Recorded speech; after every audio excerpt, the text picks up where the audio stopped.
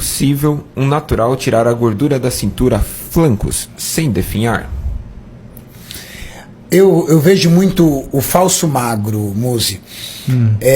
E Júlio, as pessoas que são magras e têm barriga, e elas restringem ainda mais as calorias e faz mais cardio querendo perder aquela barriga e não perde, porque tem uma baixa de metabolismo basal. Isso. Não faz musculação, ou seja, não constrói fibras para aumentar a sua taxa de metabolismo basal, e a ânsia dele em perder aquela barriga, fica aquela barriga o tempo todo.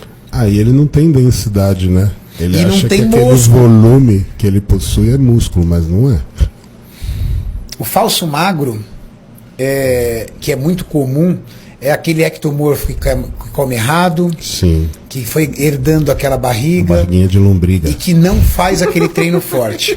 Aquela barriguinha de... essa gordura no flanco que ele fala, né? Principalmente nessa região dos flancos. Tem ligação hormonal isso, Múcio? Tem um pouco de função tiroidiana envolvida, né? Porque você vê quando o cara ele tá quando ele tem hipotiroidismo, ele tá um pouquinho mais descontrolado, ele ganha gordura bem nessa região de flanco e crista ilíaca, né? É como se fosse praticamente um inchaço. Mas tem relação com captação periférica de glicose, ou seja, o quanto você consegue gastar de energia daquilo que você consome. O que está ligado a isso?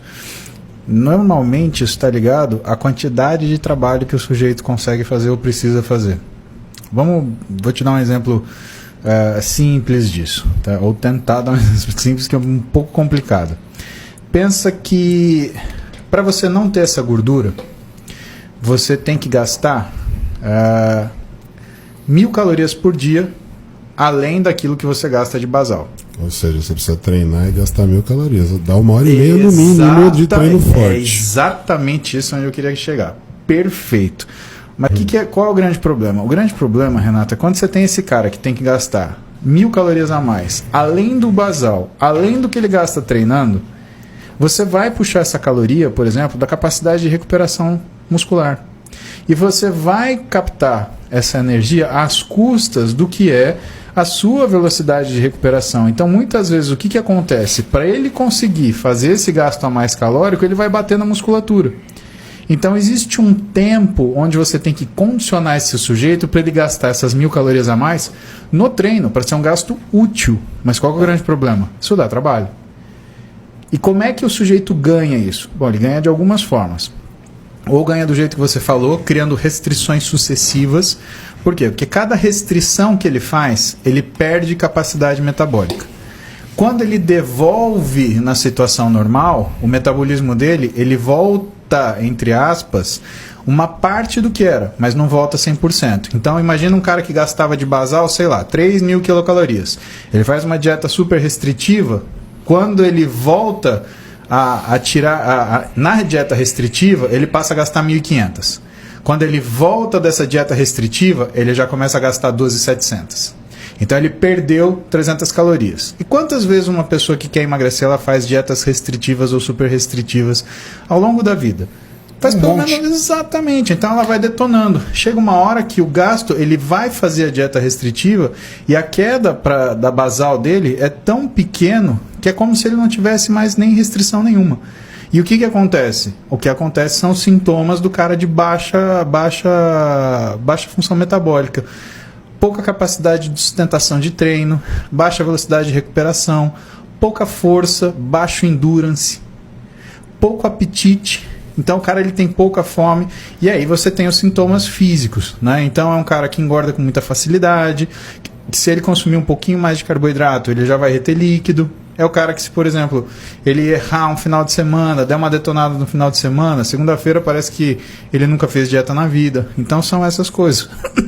Por isso que a gente fala, né? Não para de bater no teu metabolismo. Se você está fazendo dieta restritiva, como se fosse uma alternativa a comer direito, pensa bem se é isso que você devia fazer mesmo. Compensa muito mais você procurar alguém que te ajude. Explica pra galera o que é dieta restritiva, Múcio. Dieta restritiva é sempre que você tem um corte calórico frente àquilo que você normalmente consome. Então, quando um nutricionista ele passa fome.